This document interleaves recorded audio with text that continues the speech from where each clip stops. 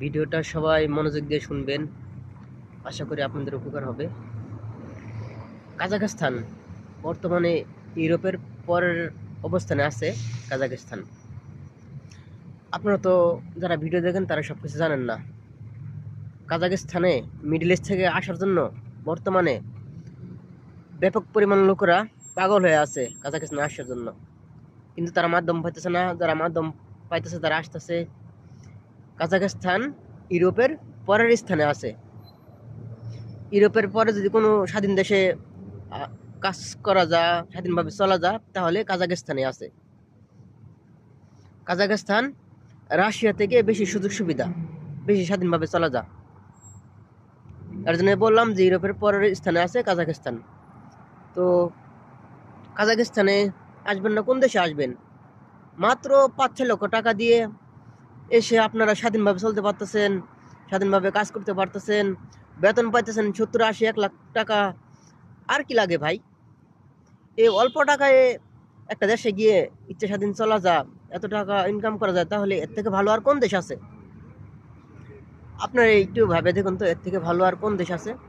এত কম টাকায় এত অল্প সময়ে গিয়ে এত ভালো বেতনে কাজ করা যায়, এত স্বাধীনভাবে ইচ্ছা স্বাধীন যেখানে সেখানে কাজ করা যায়, যেখানে সেখানে যাওয়া যায়, পুলিশের হয়রানি নাই।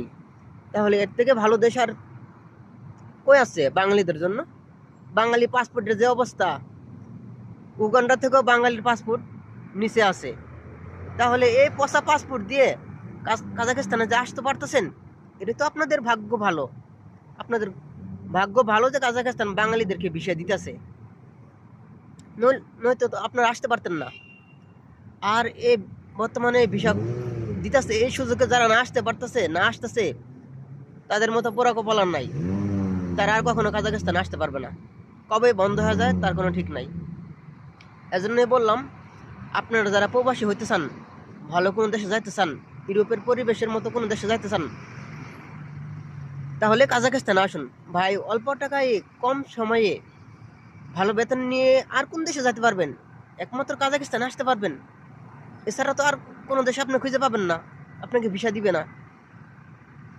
আর কাজাখস্তান এখানে আসলে কি বলবো, এখানে মানুষজন খুবই ভালো। এখানে যে কত রকম সুযোগ সুবিধা আছে, আপনারা না আসা পর্যন্ত বুঝবেন না। কাজাখস্তানের মানুষ খুবই ভালো। কাজাখস্তানে যারা কাজ করে তাদের সর্বনিম্ন বেতন, সর্বনিম্ন বাঙালিরা বেতন 60,000 টাকা।